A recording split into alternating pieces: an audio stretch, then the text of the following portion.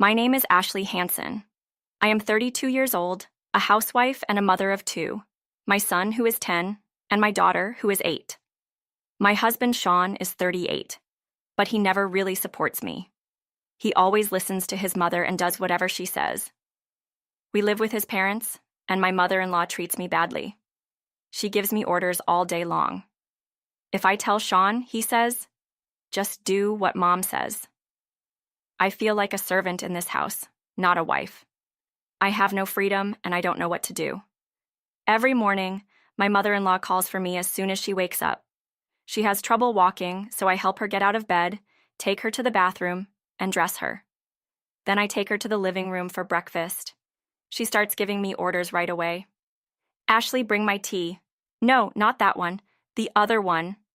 If I don't do it fast, she yells at me. If I prepare it in advance, she scolds me. Nothing I do is right. I know she enjoys making my life miserable. Sean does nothing to stop her. It wasn't always like this. Before she had trouble walking, we got along fine. We used to cook and shop together. But when she started struggling to move, she started treating me like a maid. She stopped calling me by my name and instead called me airhead. At first, I tried to be patient. I told myself that she was in pain and needed help. But then I realized she wasn't just frustrated. She liked controlling me. She wanted to see me suffer. I had no voice in this house. I was nothing to them, just someone to serve. One evening, everything changed. My sister-in-law, Susan, suddenly announced that she was moving in. She was pregnant and expected me to take care of her. No one had even told me she was married. "Take care of her properly," my mother-in-law ordered. I had no choice.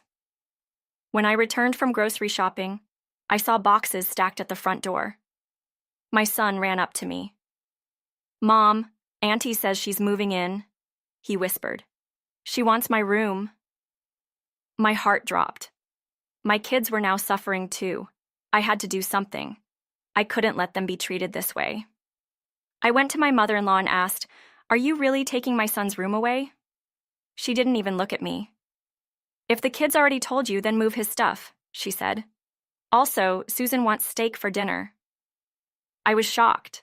Susan smirked and said, "You're just a parasite. Stop acting important." My children clung to me, scared. I had never seen them this afraid.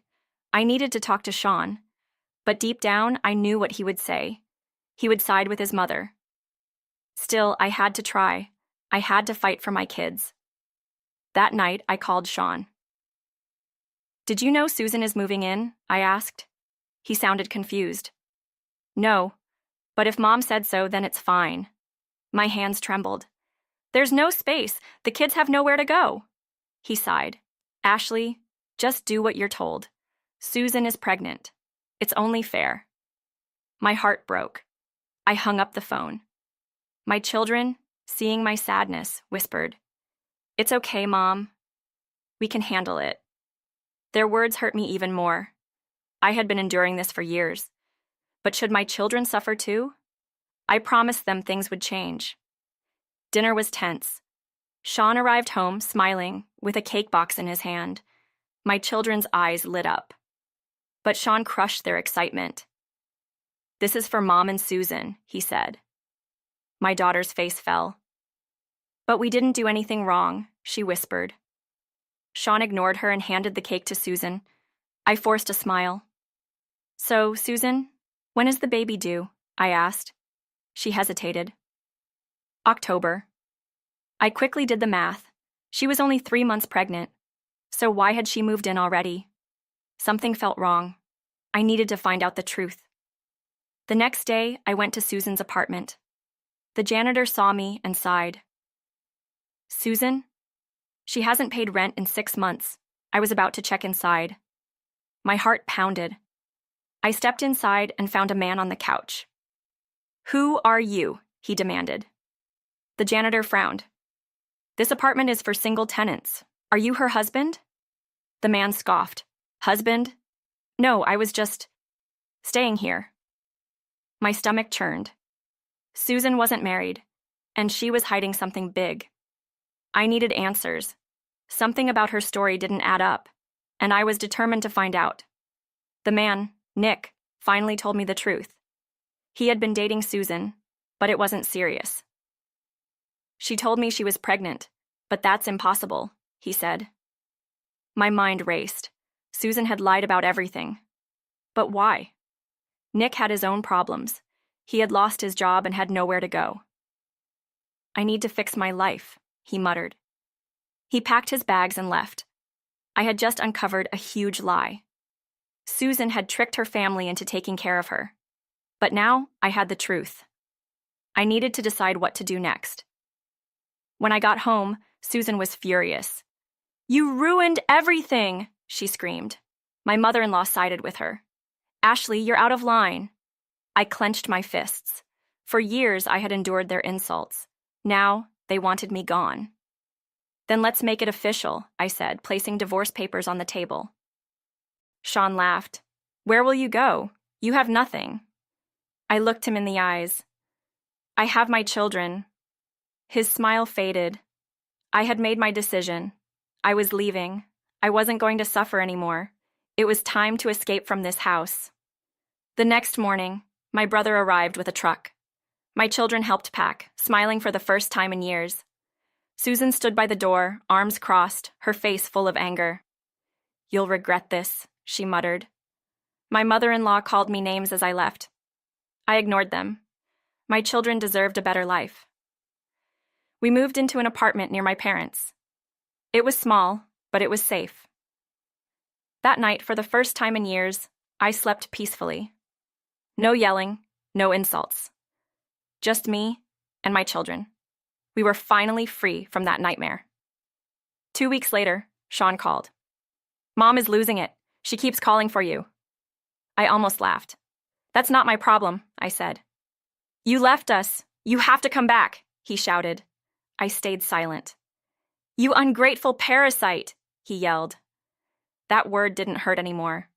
I hung up and blocked his number. Susan called next, screaming at me. I ignored her too. I had endured enough. Now, they had to clean up their own mess. I was never going back. Not for them. Not ever. 2 weeks later, my phone rang. It was Sean. "Mom is losing it. She keeps calling for you." He sounded desperate. I almost laughed. "That's not my problem," I said calmly. He grew angry. "You left us. You need to come back." I stayed silent. "You ungrateful parasite," he shouted.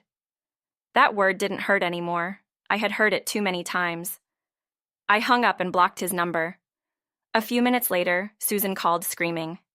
I didn't answer. I had suffered for too long. Now, they had to handle their own problems. I was never going back. A week later, I received a letter from Sean. In it, he described how everything had fallen apart since I left. My mother-in-law was getting worse. She needed care all day, but there was no one to help her. Susan, who had moved in thinking she would have an easy life, now had to take care of their mother alone. She hated it and fought with Sean every day. The house was a mess. They tried finding a nursing home for my mother-in-law, but the good ones were too expensive. They were trapped. I could almost hear their frustration. My mother-in-law had always looked down on me, but now she was calling my name every day. She had no one left to order around.